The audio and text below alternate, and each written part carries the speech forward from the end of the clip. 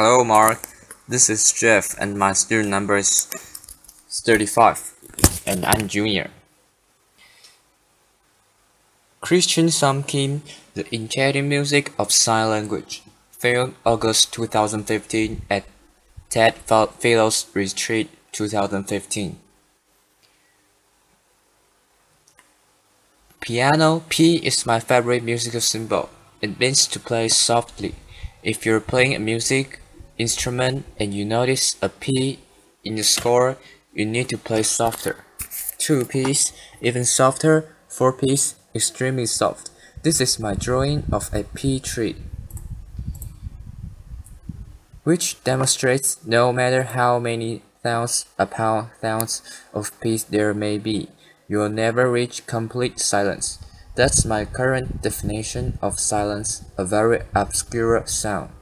I'd like to share a little about the history of American Sign Language, ASL, plus a bit of my own background. French Sign Language was brought to America during the early 1800s, and as time went by, mixed with local signs, it evolved into the language we know today as ASL. So it has a history about 200 years. I was born deaf, and I was taught to believe that sound wasn't a part of my life, and I believed it to be true. Yet I realize now that that wasn't the case at all. Sound was very much a part of my life. Really, on my mind every day. As a deaf person living in a world of sound, it's as if I was living in a foreign country, blindly following its rules, customs, behaviors, and norms without ever questioning them. So how is that I understand sound? Well, I watch how people behave and respond to sound. You people are like to my loudspeakers and amplify sound. I learn and mirror that behavior. At the same time, I've learned that I create sound, and I've seen how people respond to me. Thus, I've learned, for example, don't slam the door, don't make too much noise when you are eating from the potato chip bag, laughter, don't burp, and when you are eating, make sure you don't scrap your utensils on the plate. All of these things I term sound ethic. Maybe I think about sound ethic more than the average hearing person does. I'm hyper vigilant around sound, and I'm always waiting in eager, nervous anticipation around sound about what's to come next. Hence, this drawing TBD to be decided, TBC to be continued, TBA to be announced. And you notice as staff, there are no notes contained in lines. That's because the lines already contain sound through the subtle smudges and smears. In deaf culture, movement is equivalent to sound. This is a sign for staff in ASL. A typical staff contains 5 lines. Yet for me, signing it with my thumb sticking up like that doesn't feel natural. That's why you'll notice in my drawings, I stick to 4 lines on paper. On the 2008, I had the opportunity to travel to Berlin, Germany for an artist residency there. Prior to this time, I've been working as a partner. During the summer, I visited different museums and gallery spaces, and as I went from one place to the next, I noticed there was no visual there. At the time, sound was training, and this struck me. There was no visual art, everything was auditory. Now sound has come into my art territory. It is going to further distance me from art. I realized that doesn't have to be the case at all. Actually, no sound, I know it so well that it doesn't have to be something just experienced through the ears. It could be felt tactually or experienced as a visual or even as an idea. So I decided to reclaim ownership of sound and to put it into my art practice, and everything that I had been taught regarding sound, I decided to do away with and unlearn. I started creating a new body of work, and when I presented this to the art community, I was blown away with the amount of support and attention I received. I realized sound is like money, power, control, social currency. In the back of my mind, I've always felt sound was the thing, a hearing person's thing, and sound is so powerful that it could either disempower me and my artwork, or it could empower me. I choose to be empowered. There's a massive culture around spoken language, and just because I don't use my literal voice to communicate, in society's eyes, it's as if I don't have a voice at all. So I need to work with individuals who can support me as an equal and become my voice. And that way I'm able to maintain relevancy in the society today. So at school, at work institutions, I work with my different ASL interpreters, and their voice becomes my voice and identity. They help me to be here. They help me to be heard, and their voices hold value and currency. Ironically, by borrowing out their voices, I'm able to maintain a temporary form of currency, kind of like taking out a loan with a very high interest rate. If I didn't continue this practice, I feel that I could just fade off into oblivion and not maintain any form of social currency. So with sound as my new art medium, I delved into the world of music, and I was surprised to see the similarities between music and ASL. For example, a musical note cannot be fully captured and expressed on paper, and the same holds true for concept in ASL. They're both highly spatial and highly inflected, meaning that subtle changes can affect entire meaning of both signs and sounds.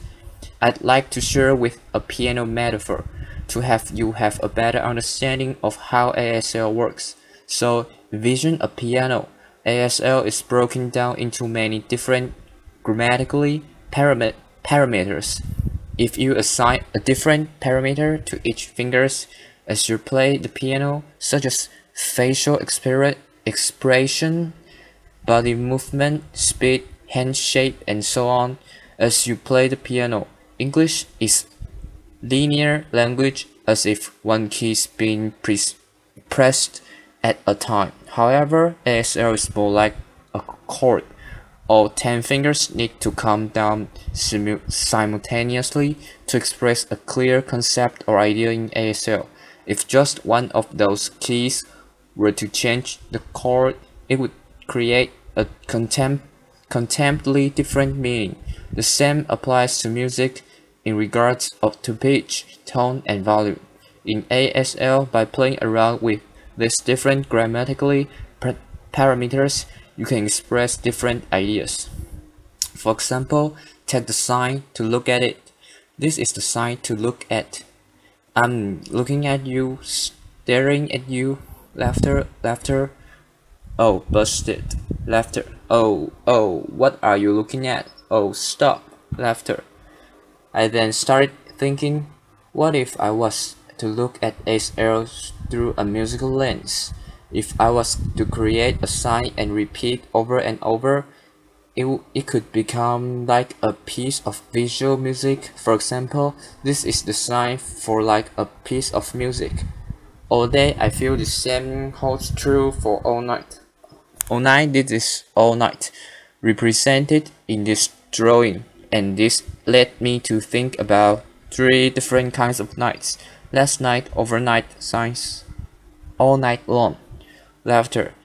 I feel like the third one has a lot more musicality than the other 2.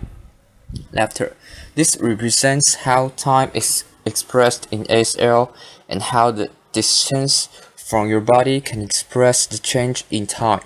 For example, 1h is one hand, 2h is two hands. Present tense happens closest and in front of the body, future in front of the body, and the past into your back. So the first example is a long time ago, then past used to, and the last one, which is my favorite, with the very romantic and dramatic notion to it. Once upon a time. After. Common time is a musical term with a specific time signature of 4 bits per measure. Yet when I see the word common time, what automatically comes to mind for me is at the same time. So notice RH right heart, LH left hand. We have the staff across the head and the chest. Head, RH flash cloud, common time. Chest, LH flash cloud. I'm now going to demonstrate a hand shape called the flash law. Can you please follow along with me? Everybody, hands up. Now we're going to do it both the hand and the chest, kind of like common time, or at the same time. Yes, got it. That means to fall in love. In internship, sign, laughter. International, sign, as a note, is a visual tool to help communicate across cultures and sign languages around the world. The second one I'd like to demonstrate is this. Please follow along with me again. And now this is colonization in ASL, laughter. Now the third, please follow along again and again. This is enlightenment in ASL. So let's do all three together. Fall in love, colonization, and enlightenment. Good job, everyone. Laughter. Notice how our 3 signs are very similar. They all happen at the head and the chest, but they convey quite different meanings. So it's amazing to see how ASL is alive and thriving, just like music is. However, in this day and age, we live in a very audio-centric world, and just because ASL has no sound to it, it automatically holds no social currency. We need to start thinking harder about what defines social currency and allow ASL to develop its own form of currency without sound, and this could possibly be a step to lead a more inclusive society, and maybe people will understand that you don't need to be deaf to learn ASL, nor do you have to be hearing to learn music. ASL is such a rich treasure that I'd like you to have the same experience, and I'd like to invite you to open your ears, to open your eyes, to take part in our culture and experience our visual language. And you never know, you might just fall in love with us. Applause. Thank you. This is Color Braden. Hey, that's me. Applause. Okay, thank you, Mark. Bye bye.